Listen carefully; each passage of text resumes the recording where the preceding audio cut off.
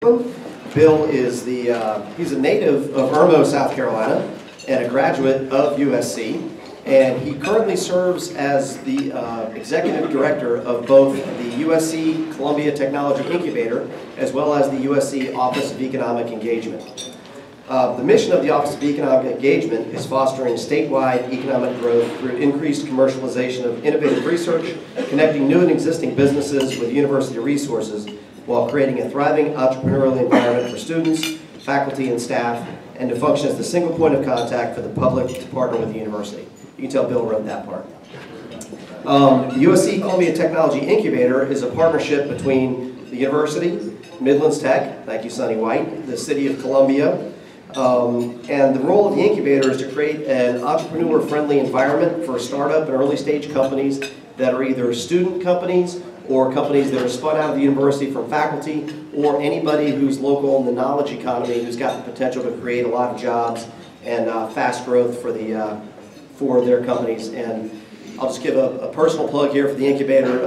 It's, I think, one of the most effective economic development organizations in our community, and we're about to build a new building. And so we'll be coming to all of you corporate guys very soon for contributions. So please think favorably of the incubator, because it is truly one of the best organizations for fostering not only job creation, but knowledge economy job creation.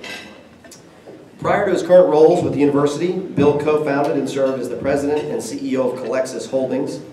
While at Colexis, he achieved a successful IPO, did 2 global acquisitions, and raised over $25 million in private funds from international investors. In 2010, Bill managed the sale of Colexis and its subsidiaries to Reed Elsevier. Prior to his time at Colexis, Bill spent 2 decades in executive roles with both IBM and Pfizer. As I said, Bill's a native of Columbia. He's married to his lovely wife, Carol, and they have 2 children. And Carol, why don't we missed you for introductions. I know you had a prior engagement, but this is Bill's wife, Carol.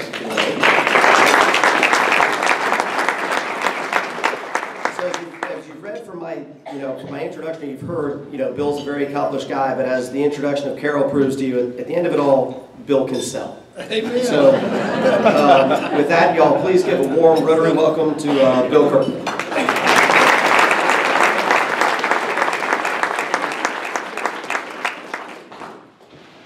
Thank you, John. Yeah, you're going to raise that. I appreciate that, John, and I appreciate everybody at Wells Fargo. Thank you for inviting me, Chad and Mark, and I just thank everyone here. And just, John actually made some points. My wife is my better half, and I won't do like Holt at all the events where we quote scripture, and his wife is his rock, but she's my rock too. I just won't quote scriptures today. So thank you, sweetie. I just want to, before we start, there's some folks here that really helped out a lot, so I want to go there, and then we'll go into the presentation. As John mentioned, I'm a private sector guy that's now inside the University of South Carolina system, working with Kenny Heath and Wes Hickman, the leadership team there, and I feel like we're really starting to change, I'd say, the environment as it relates to entrepreneurship, corporate relationships, a lot of things we're doing around there, and Kenny's been very, very helpful, teaching me how to work at the university. Thank you, Kenny. And I saw Henry McMaster, I'll get to the governor, who's, hey Henry, my friend and partner in crime. Not in crime anymore. Sorry. Get back off on that here. Let's back up 5 seconds. My buddy. Is that good? Being an ex-attorney general, you're okay with that comment, right? Exactly. So, but I just want to start. I just want to thank everyone. Actually, this is kind of nice because as Bob, who's married to my cousin Lynn Joe, I'm from Olympia. I'm proud Lynn head. My dad was from down here. We went to St. Louis Lutheran Church for our whole entire life. So it's kind of wild to be in Kenny Heath, and the fair is kind of wild to be down here at the Olympia. You can call yourself whatever you want. You're the Olympia Rotary. So and I know Bob will agree with that, right, Bob? So, but with all that being said, I want to thank everyone that's been helpful. Sonny White is my brother, and we worked a lot of things together. I was sad to hear he retired, but then Ron's doing a great job picking up the very, very, very heavy load from Sonny and trying to walk in those big shoes, and we all know Sonny. And if I could take one moment, I haven't had a chance to do this, and thank Sonny. Everybody clap for Sonny White. He's done a fantastic job.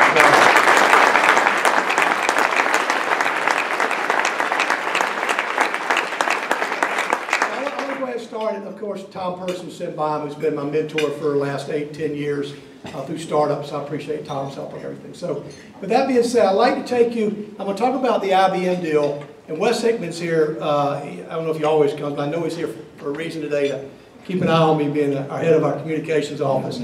And Chad Hardaway's our lawyer, so he travels everywhere with me. So I appreciate Chad. Laura Corder and Jay, who are with our incubator. Laura actually she manages and leads our communications and marketing office for Office of Economic Engagement. So we have a great team here. I hope I didn't miss anyone. If I did, please wave and I apologize. But I want to take you through in our Office of Economic Engagement what we've done with the President's leadership, and then step into, for about 10 minutes, if you'll bear with me, and then we'll go into what I think this was positioned as kind of a deep dive into the IBM deal and what we did different here at University of South Carolina. It's never been done in the state of South Carolina. If y'all just give me a few minutes. But as John did a nice job reading, apparently Wes has already checked the grammar on this, so I have issues when I leave here today, and I will change it, Wes.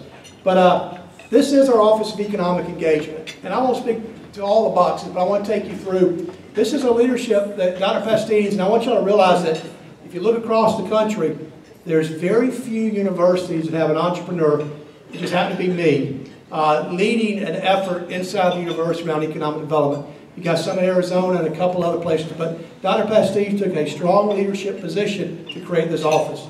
We did it along with, I had done some work with Chad Hardaway, but we also had the strategy group at Blue Cross Blue Shield, led by Mr. Sellers, to do a similar study. They looked at, it was over 70 universities, and they narrowed it down to about 14, and then they did a site visit of 2.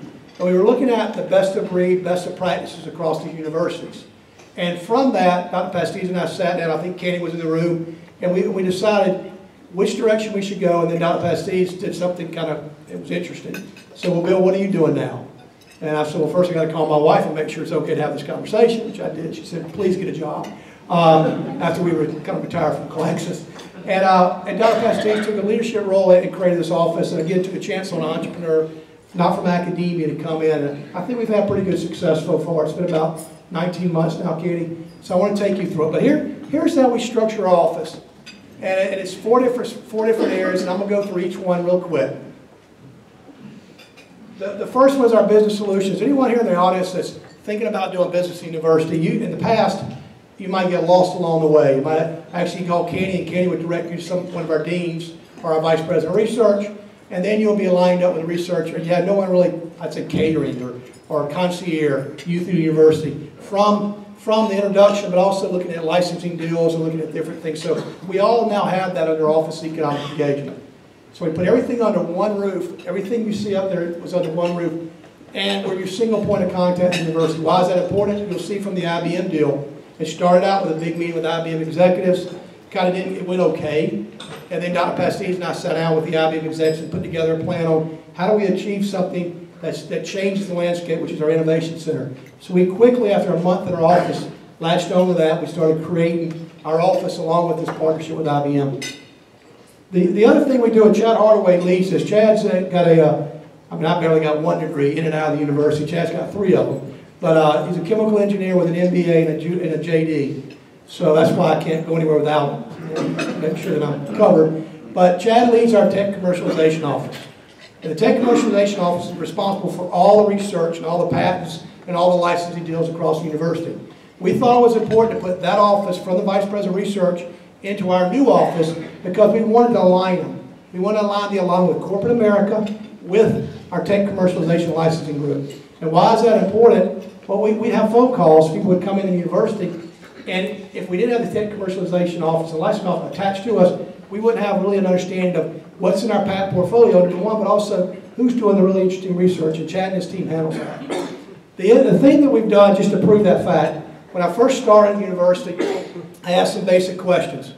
And you would ask these basic questions. A lot of guys like Holt would have been on it before me probably, but I basically said, what is the value of our patent portfolio? And I can say from Jim Reynolds running the company and Tom and everyone else here runs companies, you got to know what your assets are worth before you can actually go out and sell them. Because if you don't know the worth of your assets, you're going to get shortchanged or you're going to lose money, right, Jim? I mean, it isn't what it is. So we took a different approach. We got with our law firm that's doing, one of our law firms that does the work at the university, and I said, to continue to do the work, I need you to find a way to do some kind of analysis on our value of our portfolio. And they went out under Chad's leadership and acquired some software around analytics that clusters our patent portfolio. So what you see here, and I don't know if this is a red light on it or not, I'm afraid to push the button, Jack, but what you see in the top right hand, that is a cluster, those are little pods, if you want to call it, of all our patent portfolio clustered into, I think it's 23 or 24 different areas. Okay, that's important. We know now that we're good at structural health. And by the way, we're one of 2 or 3 universities in the country doing this. I know that because we've had some folks in from Harvard, we've had some folks in from Arizona State, and some other places going, what are y'all doing here? So why is that important? So now the next square down, we took this, and we're looking at citations. We're looking at who's quoting or citing us in their patents, their patent filings, meaning we have prior art. And if you know anything about patent portfolio, prior art's the king. You want to have that position. So what we've done is we've clustered and go back out to the USPTO and look for prior art. Now, why is that important? If you look at the box on the left, the pie chart, those companies have cited or quoted our current patents around structural health and their filings. Now, Jim Morris is smarter than me, but he can figure this one out pretty quick. We then now have I would call a business development opportunity to call Boeing or call Lockheed Martin and go, oh, by the way, we have some really interesting technology in structural health, and we'd like to have a conversation, and we know you're interested because you have quoted our patents and you've cited our patents. Why is that important? We might be blocking them from moving forward on one of their projects. Now, blind squirrel gets a nut every once in a while. This is the blind squirrel nut. This actually is achieving results already with Boeing and other large companies, because we can now call with something to say versus, hey, we're University of South Carolina, you should talk to us. We now have something of substance, and Chad's using it with his team, and we're using the same thing with IBM and other companies we're already meeting with. So this is one example for you guys looking at what are we doing different. This is different than any other university in the country. And Chad, I dare say maybe 1 or 2 are doing this. This is your expertise. The other thing we've created with Laura Quarter and Jay through our incubators, we've created a USC Startup Center. Why is this important? And I'll go through the incubator. I mean, John's on our board of directors, and I appreciate his leadership every day with our incubator. But other parts outside of just the incubator, as you'll read through this list of things we're doing. If you look at this startup grind, we had over 160 people show up for a weekend, for a startup weekend, where they came with their ideas, and we formed 16 teams, and Laura led this with some other folks. And at the end of 36 hours, 50, well, I lost hours there. I was only there for 2. Sorry about that. 54 hours, they came out, these teams all presented, and we had winners. Google for Entrepreneurs was our sponsor. And guys, just for a moment, we're in Olympia. We're at the Olympia Rotary. Al, I appreciate you coming to Lynn Head Village. But here's the key. Little old Columbia, South Carolina had more people show up than the folks in California for our startup weekend. And that's all because old and young folks are now starting to rally around startups. We got cybersecurity, Jim's son's into that. We got all these different things happening, but we were very proud of. And what that means is next time they do one, guess what? They'll come back to Columbia, South Carolina. Maybe not Charleston, maybe not Greenville, but Columbia. The other thing we've had a lot of success is our Startup Grind. Startup Grind is basically where we've interviewed several folks where we have a successful entrepreneur. Don Tomlin was interviewed, Hal Turner, and we just did Speedtree, which is one of our companies that came out of our incubator, who got an Academy Award for their animation. But how many of y'all knew that? Exactly. Think about this for a minute. A little company out of our incubator, out of computer science, at USC, graduated. They did all the vegetation for the Avatar movie. How cool is that in Columbia? I mean, that's cool. That's the buzz we need to start creating. They also did all the vegetation for the Tiger Woods golf videos, the games, and a bunch of. They just won an Academy Award for animation a month ago. And we had those guys at Startup Grind where we could have, it was an interview process, where I interviewed Don and then someone interviewed these guys, and then the audience gets to talk about it. Why is it important? We're one of 50 locations, and that is broadcast all over the globe through Google. So that's just one example of several. I can't go through all, but that's several examples of what we're doing. We also are in our second accelerator. It's called Fired Up. Well, we bring in 5 companies that's working the Economic Development Authority. Basically, they pay for the infrastructure. And JED, our Job Economic Development Authority, led by Harry Huntley, are making, we call scholarships into 5 little companies, and it's boot camp, and Chad is leading it. Well, they're in a boot camp for several months, And then there's several months just being guided. So it's a 6-month process, but we actually give them seed money. I call it a scholarship because it's not enough. It's $25,000, that's money, but to grow the next level, setting them up for success where they do start getting real seed money, angel money, or beyond. We're setting them up for that. And I could say that Henry and Don, Tom, and all these folks were around this whole JED idea and how we're approaching it. So we're real excited about that. The one thing, the incubator, I don't know how many of y'all know about our incubator.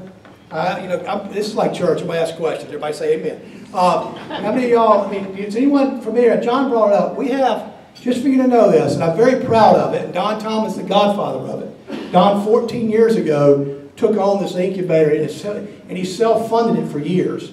And now we're actually getting funding from Richland, Lexington County, the City of Columbia, Midlands Tech, and the university to continue with Wells Fargo, Nelson Mullins, and other folks that are helping us fund it. But we have the SBDC with Pete here, located inside this incubator as a partner.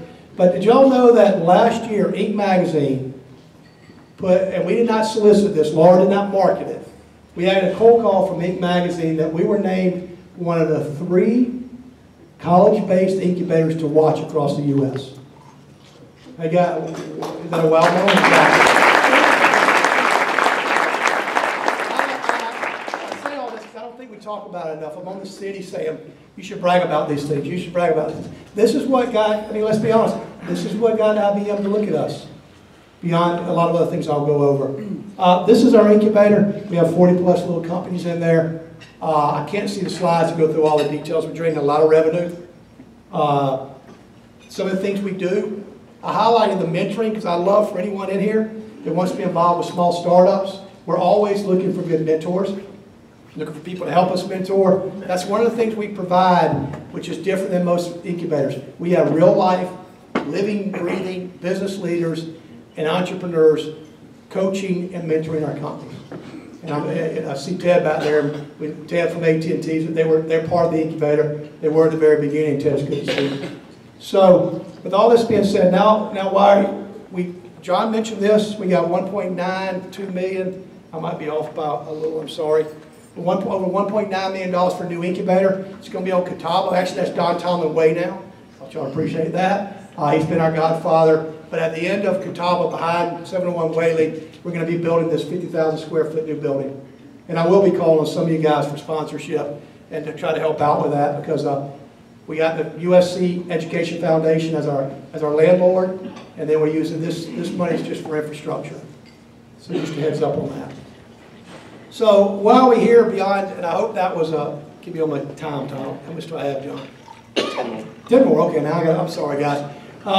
This is why some of us are here. We were successfully announced, it was back in November, a partnership with IBM in Florida, put the USC IBM Innovation Center here in Columbia. They're breaking ground, by the way. I saw dirt moved. I think they did it for me and Dr. Pastides the other day. Thank you, Kenny. We were wanting to see dirt moved. They're starting now. It'll be ready in about 14 months. At the end of the day, this is a partnership. It's called Application Management Services Delivery Center. So basically, for you guys, the tech guys, your ERP systems, your higher ed systems, we run 160 different applications across the university. Those type of things. It will be managed through this center. So why is this important? And just as a comparison, we did this, and I say we, it was a team effort that Wes and I and Katie and about 10 other guys around the university and ladies worked on this. We did this when IBM came in. There's a lot of doubters because IBM had been here twice before. A lot of folks saying, and Henry, and I'll tell them what we did that helped secure this with Speaker Leatherman. But we actually took a different approach at how do we leverage the university assets. And our core assets being our University Technology Services, but also our research to make this happen. So instead of going, and we need incentives, don't get me wrong, we need incentives to bring companies here, but instead of taking that route, we actually took a more aggressive partnering approach. So all that IBM requested from Commerce, they basically claimed 100 net new jobs, just job credits for 100 jobs. As they grow, the center they have in Baton Rouge, Louisiana is over 500 people now. The center they have in Michigan State's over 500. Baton Rouge at 300. Michigan State's at 500 in less than 3.5 years. We should have 500 living, breathing IBMers on the corner corner of Assembly and Blossom, I'd hope within 3 years. We're already at 100. So at an average job, about $50,000 to $60,000. So we do need all the manufacturing. But this will kickstart something that Jim's been working on for years, the technology side of our city and our region and our state. We got BMW up there, IBM in the middle, and Boeing at the bottom. And by the way, all those companies work together. So it's created an incredible opportunity to bring Michelin and Boeing together, and I've been in meetings with both, with IBM. I mentioned how we actually, some of the things, this is the structure that we put together. Floor's involved. We're doing some analytics work with Floor, really a toolbox with analytics. They're also putting bodies in the center, where IBM will be servicing Floor around application management. We at the university saw in the paper, committed 72 of our United University Technology Services folks to this deal. It was, you could say it's outsourced, and we call it partnering solution, because IBM's got an aggressive approach to bring offshore back onshore. So we did a very creative deal. It's a great deal for the university, where if you look at it, compared to traditional onshore outsourced, if we just did a regular onshore outsource, we're saving a little over $1.5 million a year. So it was a good deal for the university, good deal for Senator Leatherman and all the folks and Lieutenant Governor McMaster's help. This was a good deal. We did get an exemption to the procurement code. It was out there in the press because Senator Leatherman trusted the group around that we would get the best deal, and I think we delivered. I think we did, Henry. So we saved a lot of money and build the confidence that we can do these deals through our Chief Operating Officer, Ed Walt, myself, and the team around the table. This is one of the reasons I say we leverage USC assets. IBM came to us and said, how are you going to build a skill set to be put in this center? We created, with Sonny White actually, we did this with Benedict, Sonny White, we call it Millage Tech. I'm sorry, Sonny, you were Millage Tech. I always say you and Millage Tech. But Millage Tech and Columbia College, and we created a minor in applied computing. And what we're doing there, instead of, everybody needs to write code, writing code's great, but we want to graduate students that actually understand they're literate. They're literate in computing. And these were the areas, we created this program in less than 6 months and rolled it out within 8 months. We have over 1,000 students enrolled, now we have over 2,000. The goal is, students come out with some understanding of technology. Now, why is this important to IBM? We could insert in this curriculum quickly whatever they're going to deliver in that center, like ERP systems, SAP, PeopleSoft. We can insert the training programs around that specific application in this minor, so when a student graduates, guess what? They got a job, because they already understand what IBM wants in the center. That was a key thing that IBM had never seen at a university. And one of the key reasons I feel they partnered with us because of our flexibility. This is just something we just announced. There'll be more to come. It's a university, basically IBM's going to put, again, once you're in, they start asking if you'd like to do more. We're going to have the IBM, as you can see, Center for Advanced Analytics at USC. Now, that means that we're going to have clients, the big clients, coming into USC to work with our students, to work with IBM. We're going to be working with IBM's Watson Research Center around high-end analytics. Our students will be interning in this environment and learn a skill set they're currently getting today, but they'll have more with this partnership. More to come on this. We'll have a formal, we announced that at the groundbreaking. There'll be a lot more detail in the next 3 or 4 weeks. The other thing, these are some of the projects we're currently working on, and I won't go through each one. They're in discussions. You'll notice that really we're taking the analytics approach, and we're creating a curriculum that we can roll across the entire university. So if you're in engineering or business school or education, in the future there'll be an analytics component or curriculum tailored for your school, for your college in analytics, and we'll work with IBM on that. The other thing you can see, we've got an incredible supply chain logistics center in the Baltimore Business School of Business, and we're implementing and using some of IBM software. The last thing is, at the healthcare side, we're in ongoing discussions with major healthcare providers. As you all know, population health and all the things around clinical health, that's all starting to move healthcare, and we're working with IBM to ensure we are working alongside of them with our statewide health system, Health Science of South Carolina and beyond. This is the other thing specific to the university. It's called Watson's Foundation for Education. Not going into the details because of timing here, but we are the global host facility center for IBM's major initiative for higher ed. This is looking at students, and I'll show you really. On the left is today, on the right is tomorrow. So we're looking at our current, the way we teach students, the way they learn, the whole infrastructure, and you can see the big data. We're working with IBM to create systems and opportunities to better train our teachers, our professors, and our students and beyond. We will be the host. There's going to be 5 sites. We're one with a global host for IBM. What does that mean? That means there'll be infrastructure investments. That'll be closer with Watson's up in New York.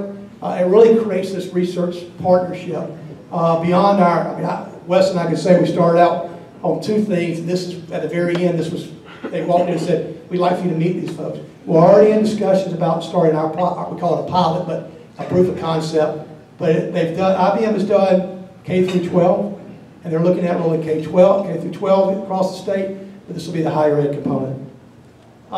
This is just nothing we did with IBM. I'm going to blow through this pretty quick. We announced around basic condition-based maintenance, predictive analytics around, this was in the Army around Apache helicopters, but it can be across manufacturing floors, it can be equipment, it continues on and on. So this was the first investment IBM made in the university specific to condition-based maintenance. General Les Eichner, retired Brigadier General, joined my team in May, and he's been leading this up and is starting to move forward. He's also leading up another really interesting initiative around analytics and cybersecurity, and there'll be more to come on that. This is condition-based maintenance. I mentioned it. Over $25 million has been invested by the Department of Defense in our CBM Center. We're now just taking that analytics and moving it forward to other areas. I have to say this because it makes me feel real smart. I have no clue what they all mean. I have to ask Chad. But basically, using our same component of analytics, surprisingly at the university, we've actually got that PI is what they call a connected aircraft. You guys know planes are, unfortunately, what's happened to Malaysia Airlines. We at the university, working with IBM and L3 and a bunch of other companies, and Boeing, we look at the aircraft as a flying node. Meaning it should be transmitting. I have to get AT&T involved in some of this transmission, Ted. I got your attention now in front of the whole group, I'm sorry. But if you look at it, we see it as a flying node.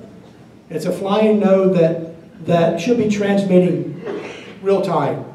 That's what this is all about. I mean, there's a lot of boxes up there, but and we're now just starting discussions on how this might happen at the university. And the final, again, we cover this. We have our business, we have our tech commercialization, entrepreneurship, startups, external and internal. And then Innovista, y'all know Innovista was announced years ago, had a good start and a little hiccup because of the change in the markets. We've now planted IBM in the middle of our Innovista campus. We're going to continue to grow. I love that. For them to grow, we need another building, the Discovery 2 building. That could be in the future. As we grow this relationship and partnership. There was a fire hose, everybody okay? Any questions? Is that right, John? Or are you going to go for, you're in charge? No. Okay. Yes, sir. Is there any relationship between you and SCRA? Aren't y'all kind of doing the same thing? No, SCRA is a partner of the university. And if you look at their research, their group at Charleston that's doing all these works from across DOD, we are partnering. There's more to come on that. Jack, to be honest with you, we've got a lot more to come on that. We're looking at the Vertical Lift Consortium, which Boeing's involved with. That's around CBM, condition-based maintenance. We also are looking at the cyber initiative. They have vehicles. They build consortiums. We become part of that consortium. One example is the healthcare that we're currently working on, where there's 4 or 5 universities focused in healthcare. We're joining that. All that means is there's money, and Jack can explain how it opens the door up for us to get additional funding. Jack, to answer your question on the entrepreneurship side, USC and the incubator is for real startup companies, and they can get going. We don't invest money in companies. We give them space, mentoring, and stuff like that. Once companies have evolved a little bit and are stronger and can show some commercialization potential, SCRA has a program called SC Launch where they will then invest in some of those companies. So it's part of the ecosystem where the incubators are a great place for companies to start. SCRA can help them get to the next level, and then there's levels beyond that. But SCRA is part of the puzzle. They're part of that, and I would say also on that, yeah, they invest in little companies, and we get to look at them to ensure that their investment just doesn't go away. So we try to graduate and continue to grow them. Yes, sir. Yeah, oh, hell, no.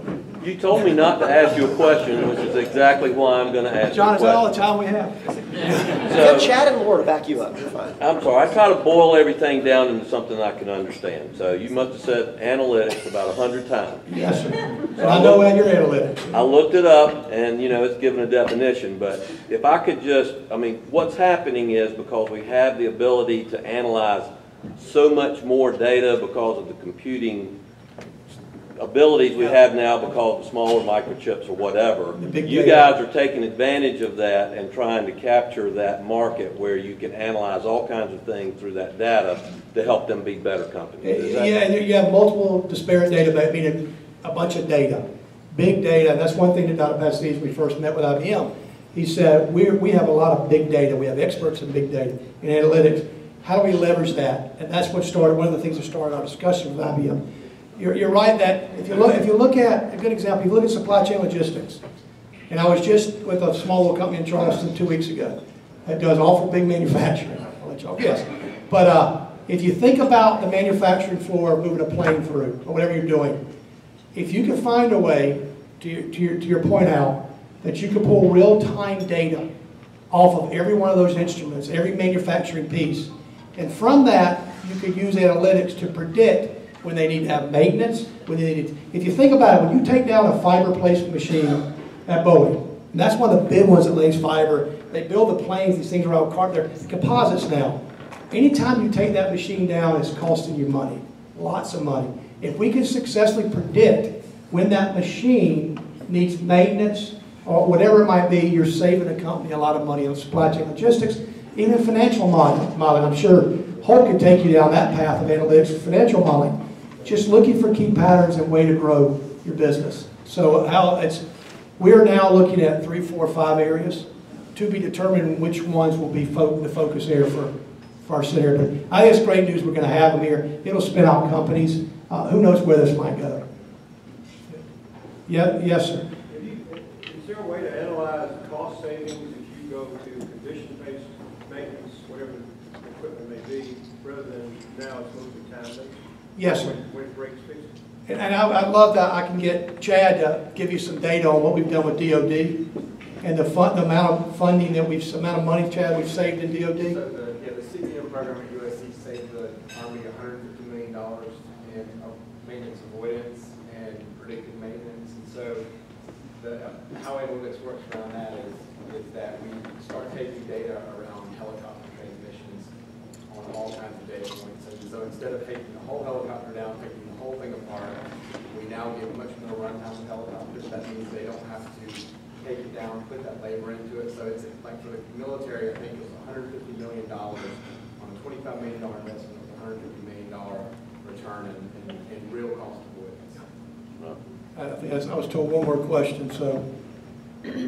Yeah, a softball. Well, can I let Ted go, Tom? We'll do 2 real quick. I'm sorry. Yes, Ted. Yes, sir. No, I was just going to ask, with all that's going on, and a lot of it, technology-based and fairly complicated, how do you boil down to all of us what the economic impact to this region is in showing its value? That's a softball, right? Tom, what was your question? Sorry, Ted. Tom, what was your question? Make it easier. Please, because I should have known better. No, I'm just kidding. I'll get with you in a minute. But I would say, this isn't a debate, but this is actually, I'm not going to say easy question, but if you look at the traditional model of recruiting, and if you look at how we usually go about it, good or bad, we just do that, and you look at this, where it's just the job credits, just the basic, everybody would get it if you started a company. Nothing special. The city gave a little money because they wanted to be involved. Other than that, in our partnership solution that we put together on the application management, the USC folks going to IBM, they're going to invest over $7 million or some big number in infrastructure. I won't say it's all upside, but in the building, they're paying the normal rent rate. There is no major magic dust for a better lease rate. It's normal fair market value. And that building is owned by Holder Properties, by the foundation, but they're on the tax roll. They did not ask for any tax exemption. So I can get the smart people that do more to crush the numbers, but just put it on a piece of paper and draw it out. The economic development impact of 500 jobs in the next 3.5 years, that amount. We hope they live downtown. We've got so many apartments coming up. I just see it as, I mean, I'm just from Olympia. I won't do the math real quick. There's this Bob Smart thing. I'll let Bob do that. But we can talk more. I get the analysis. We're going to have the analysis done once they land and we grow these companies. Yeah, Tom? Just in terms of jobs, Bill, if you go back to when the incubator was first founded, numbers of jobs have been created and follow-on investments. I mean, that's what it's all about, is jobs and new opportunities. Yeah. Our incubators had, and this is rough numbers, but it's had probably over 28 million in investment in the last 10 years in private equity into our incubator. We just graduated the most 7 companies about 8 months ago. They're all still alive. And we had about 80% success rate, Laura, in companies living. It's about 1,500 jobs, and the average wage for all of those jobs is way above not only the South Carolina average, but national average. So, Ted, I'll get with you later about the.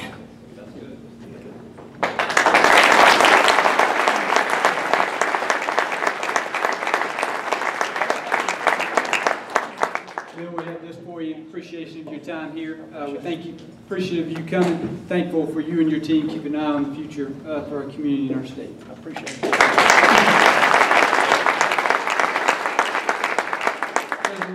Next week's program.